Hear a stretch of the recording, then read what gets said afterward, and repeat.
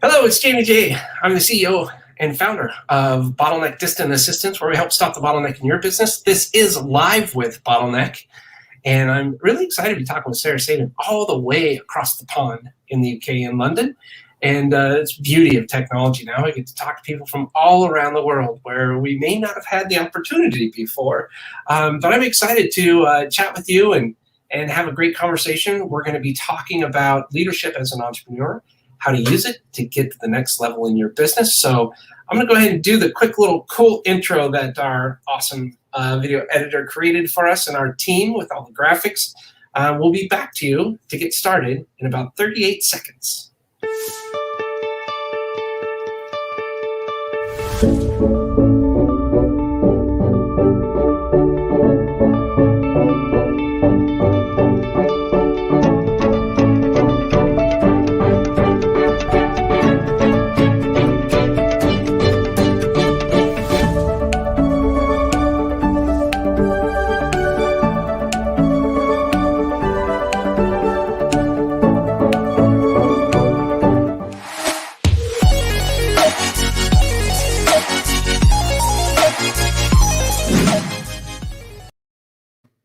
Hello, it's Jamie J. I'm CEO and founder of Bottleneck Distant Assistance. This is Live with Bottleneck. It's a live stream happening every Tuesday and Thursday, 2 p.m. Central, 3 p.m. Eastern. If you're other places in the world, hopefully you can figure it out from there.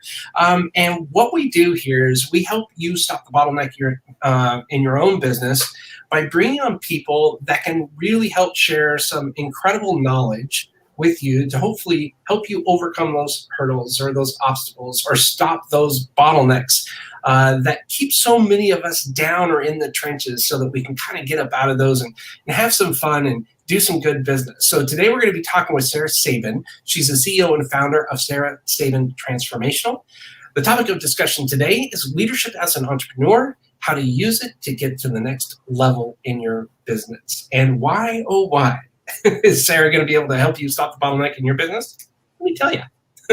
Sara loves to work with leaders who have a grand vision and want to make a big impact on the world around them through their company. And she helps them to develop future intelligence, really cool, and creative problem-solving abilities, allowing them to identify future trends, pivot with ease, and use emotional intelligence to tap into the needs and desires of their customers and or their employers. So without any further ado, please allow me to welcome Sara Sabin. How are you? Yeah. Hello. Hello. I'm good, thank you. How are you? Oh, I'm fantastic. We were just talking about this in the green room. How time flies, because we had such I think, a brilliant conversation about 2 months ago, and it seems just like yesterday. Yes. Flies. Yeah. No. It actually does seem that time has really speeded up this year. I was running a client session today, and we were talking about something happening in 2 months' time, and they were like, "Oh, yes, so the end of August," and I'm like, "Yes, it's August in 2 months." I can't believe it. We had kind of a late rainy season here, and you said that's pretty typical for English to be talking about the weather and stuff, but it's the weather here, like Sara says, Jamie, just be positive for once. And I'm like, it just keeps raining and raining and raining, and the next thing I know, it's summer. Like, it's 90 degrees and it's here, and it just seems like it flew by. It sure did. Blink. Sure did. I think that happens the older I get too. It seems like time flies by a little bit quicker. No, they do say that time speeds up as you get older. Wow. I wonder why. Well, I think because life is reminding you that, you've got one life, you might as well do something that you love with it. Oh, I love that. Well, I wonder if maybe you could tell us a little bit about you, about your background, and kind of what you're up to now. So I will put my background into as much of a nutshell as I can manage. So my career has basically looked like 9 years in corporates. So I trained as a tax accountant, then worked at what is called a multi-family office. So basically looking after high net worth individuals and families. And I founded my first startup with a school friend of mine whilst I was still in the corporate world. Long story short, I left the corporate world to work full-time on that startup. And that was my first startup. And unfortunately, the relationship with my co-founder broke down over the course of that year since I left the corporate world. And so I ended up leaving the business to her, retaining a small shareholding and setting up another startup, which was a tech startup. And basically, to the outside world, it actually looked like that startup was going well. So I'd done all of sort of the markers that one does do with a tech startup. So I built a small team, built an advisory board, got some funding to build a minimum viable product, started bringing people onto the platform, got interest for further fundraising. But what was happening internally over that period was chronic stress, chronic anxiety, near burnout, probably twice during that period. So the crunch point for me was kind of at the 2.5 year point where my co-founder that I had later brought on said to me, I've got investment, I've got big investment, aren't you really happy? And I was not. I was the opposite of that. So ethically, I said, well, I can't take this money and make promises that I can't deliver on, that I'm going to be here in 3 to 5 years. So I ended up walking away again. And at that point, I think, people think I'm mad quite often anyway, but I got a lot of emails and messages from people saying, I don't understand why you're doing this. Like, it's doing so well, carry on. But I knew it was the right thing to do. And basically what happened then was I forbade myself from starting any new business for 2 months. I was doing some consulting work for another tech startup during that time, so I still had income, and that gave me a bit of leeway. And that was when I came across transformational coaching. And it was a completely new way of thinking for me. I didn't really understand before about how your internal environment impacts what's going on the outside. So the tangible things that we see on the outside. And for the first time in my life, it became clear to me what I was here to do. So basically, what I do now is a product of my journey. And what I do is work predominantly with entrepreneurs. So mostly entrepreneurs at the stage where they're really ready to up level, 10x their business because they've actually already built a certain level of success. Or kind of those early stages that are like, well, I'm kind of scrabbling around, struggling to get consistent income. I don't know what to do. But what I do is combine all of my skills, all of my experience, all of my knowledge into a package that will really add value to that entrepreneur or that company that I'm working with. So that's that's a nutshell version of my story, and why I do what I currently do. Well, thank you for sharing your story. I have a question for those out there that thought you were mad, as you said it, for leaving. I can see why people would say that if your company had an opportunity to explode or just grow or do something. But what was the thing that you said that you didn't let this outside influence affect you? How did you go and find I guess just the guts, come up with that to just say, you know what, I want to leave it? Because that could be, if it's something that a lot of us work really hard on starting up, sure, a lot of us may want to exit in some way, shape, or form. But was it planned, or was it that you just didn't like this work? I guess I have a bunch of questions, but how did you get to that point where you said, you know what, I'm going to listen to me? So it's one of those things that I understand and see much clearer with the benefit of hindsight. So first, let me point out, I call it strategic quitting. I'm not a fan of quitting, right? So, I mean, top 3 things anyone would probably say about me, resilience is definitely in those top 3 things. And I'm a fan of action. I'm a fan of sticking things out.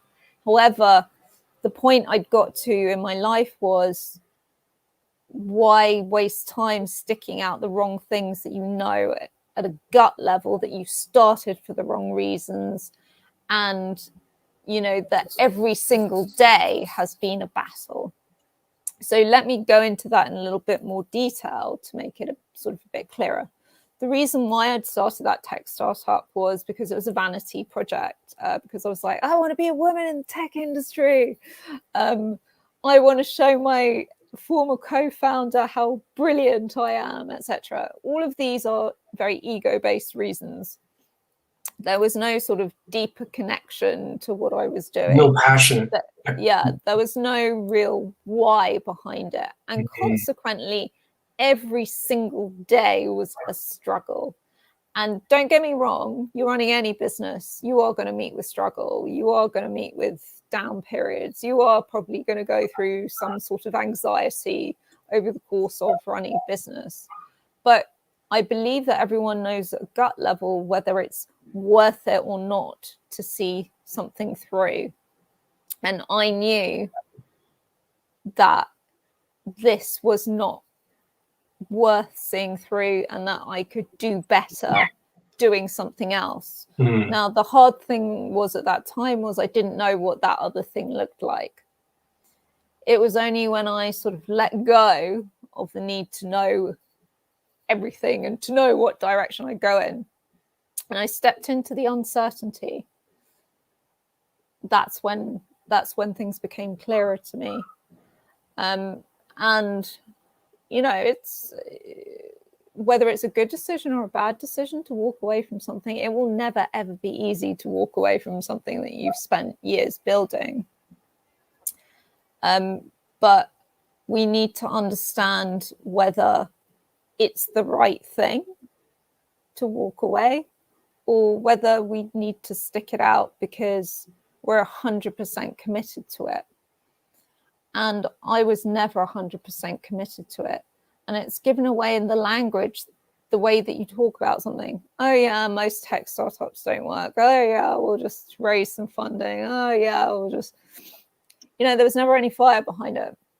The way I talk about what I'm doing now, you know, it's a completely different language. It's a completely different level of commitment.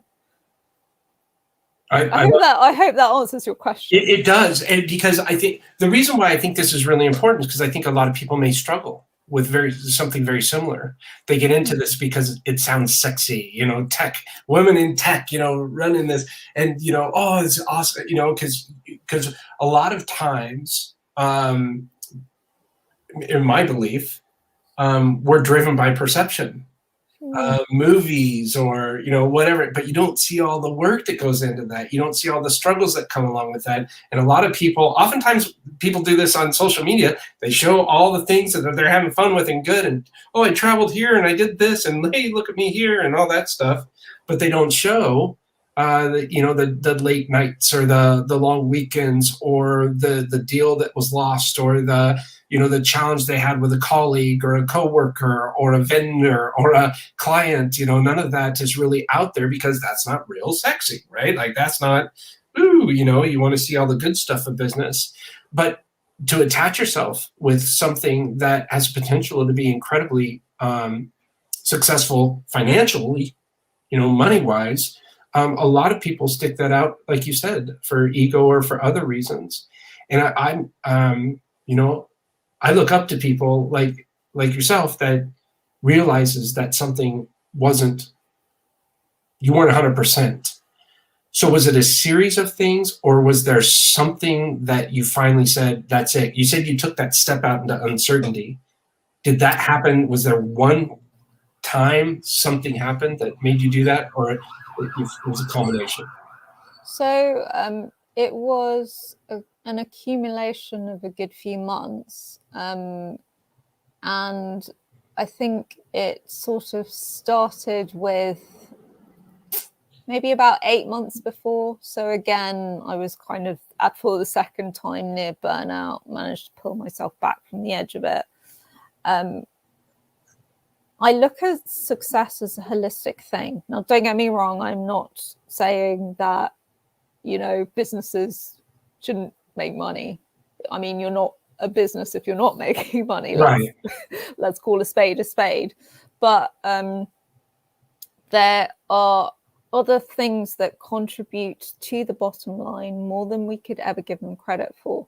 So that purpose, the kind of value that you want to put out into the world when you're mission driven, the passion, the energy, that and kind of the enjoyment of what you do all impact the bottom line. And that goes for an entrepreneur or a corporate, because there's a lot of data to suggest happier, more satisfied, more purposeful employees translate to the bottom line.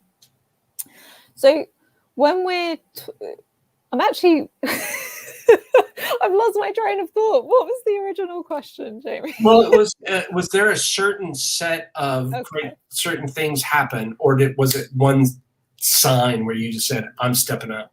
Okay, so thank you for reminding me. I got lost on my tangent. No. So basically, I started looking at success as a holistic thing rather than a sort of very singular thing. And I looked around me and I didn't like what I was seeing. I, was unhealthy, not taking care of myself. I've been with my partner nearly 7 years, but our relationship, wasn't exactly positively impacted by me being irritable, cranky, nearly burning out, constantly anxious, constantly stressed all the time. It was not thriving in that kind of environment. I didn't see most of my friends for nearly a period of 2 years. Wow. When I saw my family, I was really snappy, and so I looked at everything around me. I was like, everything seems to be sort of falling apart, and it hadn't fallen apart yet, but I knew the likelihood, if I continued along the path or trajectory that I was on, the likelihood is that it might completely fall apart. And then I asked myself the question, is what you're doing worth that? Powerful. And especially that's where the passion comes into it. You're like, well, no. Yeah. It's not worth doing as an ego or a vanity project to prove a point. And so that began the beginning of the end. And then it took me a good few months to get to the point where it was the end. So I'd had conversations with my co-founder, which culminated in, okay, well, we've got this investment offer. And I said, no, I can't say I'm going to be doing this 3 to 5 years from now, and therefore I can't take this money.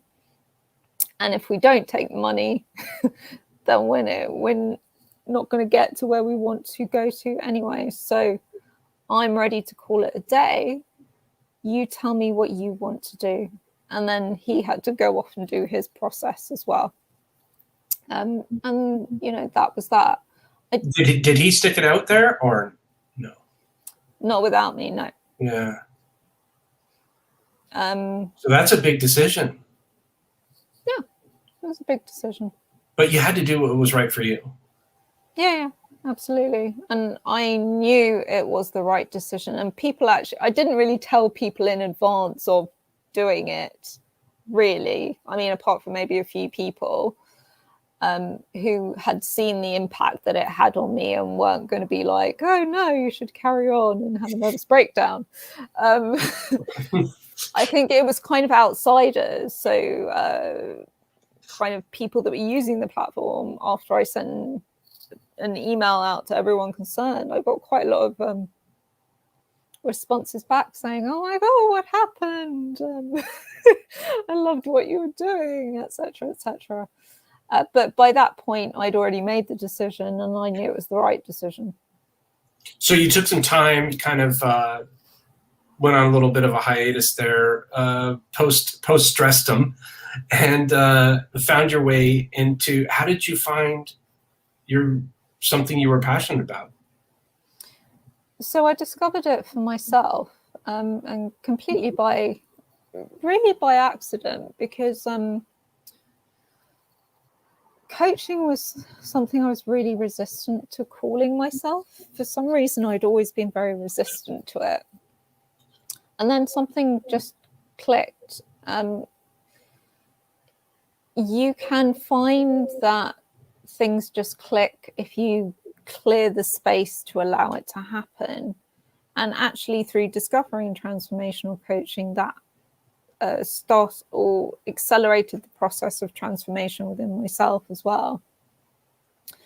And basically, you know, I appreciate that it's hard to say, this is my purpose. But I encourage people to think about purposes more broadly, because purposes change over time. What you were meant to do when you're 25 might not be what you're meant to do when you're 45. But what you'll generally find with purpose is it forms an umbrella. So, you know, my purpose, as I discovered, is to basically help people to grow and transform from the inside out. And that's by encouraging self-leadership and leadership of others. So what I do is a combination of the mindset, the vision, the internal, with those practical, tangible outside steps that need to happen, because nothing changes without action, let's face it. Yep. Yeah, I think focusing on one or the other, the inside or the outside, never quite gets the results that you would want. But I mean, the question is, I mean, when everything's going well, do you feel like you're thriving? Do you feel enjoyment with what you do? If you won the lottery tomorrow, would you still do what you're doing? That's a really big question for people, because it takes the issue of money out of the equation. If the answer to all those questions are yes, okay, well, that's a good sign. But, you know, there's also the point that when things aren't going so well, you can always reconnect with that. And it will help you get through the difficult parts. And a book that I talk about a lot, because, you know, it talks about this whole strategic quitting point. It's called The Dip by Seth Godin. He talks about, if you're going to do something, if you're passionate about something, be the best in the world at it. Don't be mediocre. Go big or go home. And obviously, in the process of mastery, in the process of going big or going home, you're going to have to fight through dips. But what he says, and is very true, be confident that you're fighting through the dips for the right reasons, and not just sticking it out because you don't want to look like a failure, you don't want to quit, you're afraid you won't find anything else, etc., etc., etc. All the other reasons which people make excuses for sticking things out for far too long. I absolutely love that. I think that's fantastic. It is tough to be true to yourself sometimes, and I think a lot of people do that. You know, I went. I'll never forget this. I was corporate America for 12 years, and I say this out of all kinds of respect. If you're in corporate America and you love it, fantastic. I'm glad for you. It was not a good fit for me. But I remember as a little kid driving down the 57 freeway by Newport Beach, California. Actually, I think it was Irvine, and there's all these sky rises there. And I remember coming home at night, and I was in the back of the car. Parents were driving. I don't remember where we were coming back from, but it was dark. And I saw in the little corner office, the light was still on. And I thought to myself, I didn't say it out loud, but I clearly remember this saying, that's going to be me one day in the corner office, big executive, because my dad was an executive. And I thought, that's what I wanted to do. Well, I finally got my wish, and went to corporate America. And I remember calling my dad up when I got my first 5-figure check, and I said, "Hey, Dad, I did it. I made it. I made it to corporate America, and I did good. I made my goal." And he said, "Congratulations. Yeah, good for you." And that was about it. That's all that happened. And then I found out the reality of where we were in a pretty strong sales environment in our organization, and it became a lot different than what I had originally met. That's where you say, be careful what you wish for. And I felt my creativity was a bit stifled. What I really wanted to do was a bit stifled. And so I said, you know what, I want to go out on my own. So I thought the grass is greener. So I went to a couple different companies during that 12 years. And I remember I finally left, but I believe this may be strategic quitting. I don't know, but my very first client was my former job. And, I let them know, hey, this is what I really want to do. That's what it is. And it was so hard for me to leave the security and the insurance, and all of a sudden I'm out on my own, and it's do or die now. It's either I'm going to do this or I'm going to have to go back to work, so to speak. And I absolutely fell in love with it. Now I've kind of transitioned from that. I'm still doing a very similar thing, but it's a big difference when you're working on doing something that you do find that passion in. And what I found is, if I can do this 70-30 is what I do. 30% of the time I'm doing stuff that I just doesn't give me energy. But I'm going to be happy 70% of the time doing what I really love doing. Stuff like this I'm geeking out right now. I'm a nerd. This is fun for me, right? Talking with you about what you're doing and things like that. I love learning and doing things like this. I don't like doing accounting. I don't like, picking up trash, but I'll go and volunteer to pick up trash, and I feel good about it afterwards. I don't know I'm weird like that. So I think I say all of this to say is that I am super proud of what you did to find what it is you're passionate about. And I would encourage so many more people to do something that they're really happy about, because we had talked about this earlier on. We only have one life. And I spent 12 years of my life unhappy. Yes. I didn't even see that until you said earlier, hindsight. Well, I mean, I'd like to acknowledge you as well for having the courage to walk away, because it does take courage to walk away from what you're not happy with. But I want to say to all the doubting Thomases, I think that's a very English expression.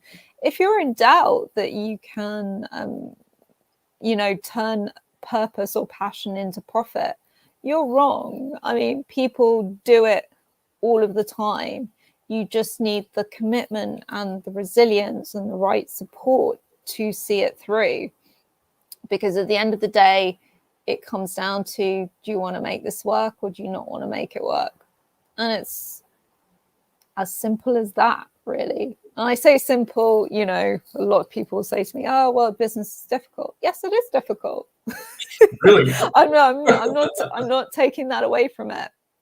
But, like a lot of things that are worth it, the question comes down to, is it something that you want to really commit to? Because people are so trained to go after short-term gratification. In the long term, if you could create a life in a business you love, doing what you do, doing what you love to do most of the time, isn't that worth some short-term sacrifice, some aggravation along the way, when compared to, let's say, being in corporates, if that's really not your bag, being in corporate for 20 years, grinding away, I mean, what would you rather do? Yeah. I love it. I think, yeah. I mean, like I said, if I could deal with 30% of the time doing things that don't give me energy that I need to do in order to get it done, what I found is when I worked in corporate America, I was in sales. Now that I'm on my own, sales is a very big thing, right? That's how we get. But I don't consider it sales now. Now I consider it service. Now I consider it support, because I can now see what I'll tell you. One of the biggest game changers that ever happened to me. And I'm a pretty tough guy, right? Like I play hockey. It's hard to make me cry. Like I can go through, but I tell you, I was on the verge of tears because I got a call from a friend of mine who became a friend of mine, who was also a client. So he had owned his company for 3 years. And after 3 months of working with us, he called me and said, "Hey, Jamie, I just want to let you know it's Saturday morning." I said, "Yeah, it's Saturday morning. What are you doing calling me?" And he goes, "I just wanted to say thank you. This is the first Saturday I've been able to spend with my family since I started my company 3 years ago." Then the phone wrestled away from him and said, "Hey, thanks for giving me my husband back." It was his wife. That day was the day I really understood the difference between work and passion. And it was a big difference because we had done so much for this person. And because of what we're doing, I've seen it affect people's lives for the better. It's far beyond business, in my opinion. Yeah, so what you've just said is absolutely a very key point. Leaders have for decades and decades now said, well, unless we focus on profit as the primary measure of success, then we will not get profit. Again, time and time again, it's been shown that purpose equals profit. And when I say purpose, that's adding value to the world, changing people's lives or the way that they do things in some way. That is the path to success and sustainable success, because as a business, it's no good making great profits for 5 years, but all your customers leave you because your customer service sucks and you don't really care about them anyway.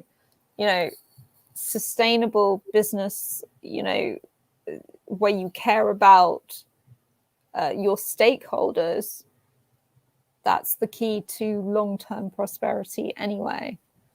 Yeah. Yep, and we're big believers of positive company culture. We believe that everybody on the team has the right to make their own decisions as long as it's good for the company, is it good for the team, and only then is it good for our clients. And that's how everybody makes their own decisions. And while we have an organizational chart, we're flatlined as far as leadership going across the board. Everybody is a leader. And we found that that's been really helpful. We talk about missteps during our meetings so that we provide vulnerability for everybody and we can provide additional support. And I think things like that, looking from within, if we can extend out to our clients, to our vendors, to whomever it is we're in communication with, and let them know, hey, this works both ways. We want to practice what we preach. We really want to take care of you. And that's why I so focus on building a strong team, because my team doesn't believe in us and the vision and the mission, the core values, the tone, the voice. How in the world can I expect them to extend any courtesy to our clients? And so we really lead from within the organization, and we see that just kind of, we call it the ripple effect. And we have a whole thing on the ripple effect, and we explain what that is as far as taking care of ourselves first, our own backyard, regionally, nationally, and ultimately globally. And if we can kind of spread that ripple effect out to our clients, to our vendors, to our friends, to our family, because we don't believe in work-life balance, we just believe in a life balance. Because if you don't have good fundamental life balance, meaning enjoyment, a support group, support team, whether you're, like you said earlier, perfect example, where you were working spilled over into, you didn't see your friends for 2 years. You were snapping at your family. It spills over. So you got to manage the life effectively, and you do that through support and taking care of yourself and taking care of others. And that's the big indicator for me anyways, is when I go out and share what we do with others, I'm not selling at any point. And I know people will come in and say, sales is sales. Sales is not about, it's not that. To me, I'm sharing service, support. I'm literally saying, how can we together make you and your company more successful. Yes. And it's a big difference. Yeah, and that's really my message as well for the clients that I work with, because all of my clients have tangible external success. Their business starts to accelerate. They start to actually really believe, actually, I can 10x revenue in 2 years. That's totally possible for me. We start planning out the path to get there. But it's more than that. It's reduced anxiety, reduced imposter syndrome. It's greater levels of happiness and fulfillment, and more focus on the things that they love to do that add impact. And this is what I mean by holistic success. Because there's a lot of wealthy people who, are depressed, anxious, feel alone, etc. What we need is a world of, purposeful, happy, fulfilled leaders that run businesses that create a positive impact on other people and make money. Yeah, I absolutely love that. So I know we've gone past our half hour here, but I want to ask you, where is someone at in their business that's perfect position for Sara Sabin to help them? Okay, so I have a couple of different programs. Number one, you're an entrepreneur at an early stage and you're struggling to get to that consistent income. So you're a service-based entrepreneur. So for you, I've got my Business Success Accelerator program. For businesses that are already doing well, so they're kind of at the $1 million mark, small team, but they want to really accelerate now. They're like, right, it's time to 10x, 20x, and I want to do that in a short period of time. I want to grow, I want to scale. I help those people to reach the next level. So I help those people to work differently, work smarter, so that they can get to the level that they really dream of getting to. Gotcha. So you have the two programs: the people that are they're starting out and they're trying to build something. Then you have the people that maybe have somewhat of a foundation established. They've been around for a while. They're generating a certain amount of money, but they really want to grow it. So those are two different individuals. Yes. So for the second group, what I also do as well is, you've usually got a team of people working together. So I work one-on-one and also with groups of people as well. That's fantastic. So for those companies, because it's kind of tailored, different companies need different things. Yeah. But I work at a level of human potential and getting everyone on the same page, moving in the same direction in a very focused, strategic way. Because in my experience, you can get to kind of the $1 million mark with a decent team, but what doesn't seem to exist at that point is like focus or vision. It's not particularly clear, and that forms the foundations from which you will accelerate. I love it. You're right. My word of the year in 2018 was focus. Finding opportunities by creating uninterrupted strategy sessions. That's what focus means to me. And then we moved on to listen intentfully and soulfully to engage notably. And then we moved on to kindness. Kindness illuminates natural decency by creating neoteric energy with selfless statements. So every year we had a word of the year, and focus is something that we're near and dear to our hearts. And it took us a whole year to figure out what that meant, but we did. I hope we did. Yeah, no, I know this is a pointless to say in retrospect, Jamie, but I could have got you there in 6 months. Oh my gosh. Well, how do people find you then? So you can visit my website, which is sarasabin.com. No H on the Sara there, by the way. Yes, actually. Sorry, I should mention that. Thank you, Jamie. You can find me on LinkedIn, and you can drop me an email if you would like to get in contact with me. Oh, that's fantastic. Is there anything else you would like to say before we wrap today? Well, nothing other than I've really enjoyed this conversation, Jamie. So thank you for inviting me. Thank you for coming. Yeah, this is fantastic. I absolutely enjoyed chatting with you, and I hope we're able to chat a lot more in the future. And and you have a book. I forgot. You have a book. Yeah, for some reason I always forget to mention this. So this book is, I'm a co-author in this book, and it's a collection of basically stories, tips, and strategies from entrepreneurs on how to, as it says on the tin, crack the rich code.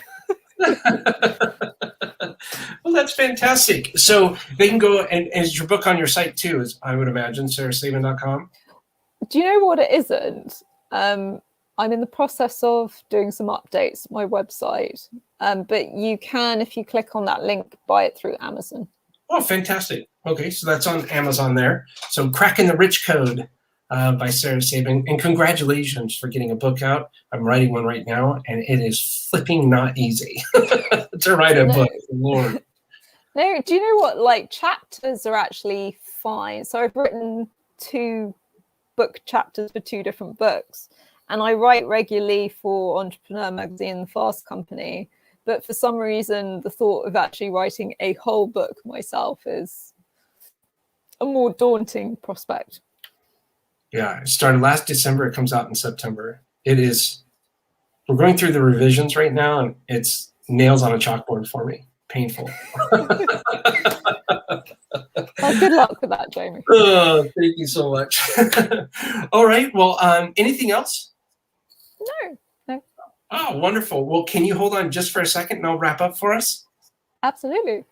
Thank you so much. We've been talking with Sara Sabin. Sara is the CEO and co-founder, or CEO and founder, sorry, of Sara Sabin Transformational, and just a wonderful, wonderful conversation. I really enjoy this.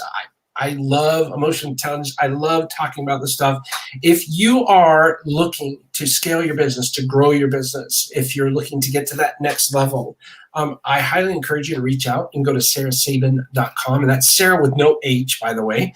Yeah, we had a wonderful conversation today about leadership as an entrepreneur, how to use it to get to the next level in your business. You can go learn more by going to sarasabin.com. You can also check out her book. Her book is on Amazon. And I'll go ahead and put that in the link there as well. A couple things, you want to learn more about us, or you want to watch some other videos with some other amazing people along with Sara, you'll find her on our YouTube channel that we call bottleneck.online/TV. And you'll see too, while we play it along, you'll see bottleneck.online/BTV for Bottleneck Television. You can go and see some of our favorite episodes, some of the strange other things we do. We have hundreds of videos there, the custom bottleneck shoes we had made and stuff like that. So just a bunch of funny stuff like that. Like I said, I am launching a book. No, this is not the cover. We did launch successfully on Indiegogo, so we're going to be having a cover contest with all of the people that joined our author circle.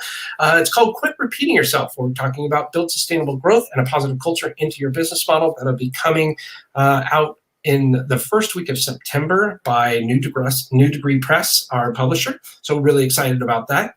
Coming up soon to your earbuds, helping businesses and nonprofits reduce operating expenses. We're going to be talking to Andy Charles and Russ Lindmark, the owner of Central Avenue Advisors. That's coming up Thursday, June 17th at 2 p.m., 3 p.m. Eastern, 2 p.m. Central, 3 p.m. Eastern.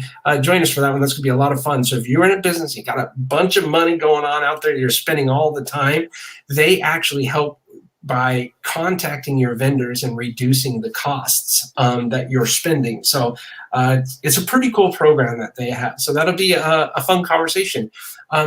Thank you so much for tuning in. This is Live with Bottleneck. I am Jamie J., the CEO and founder of Bottleneck Distant Assistance, and I hope we were able to help you stop the bottleneck today. All I have to say left is remember to create your own ripple. We'll talk to you soon.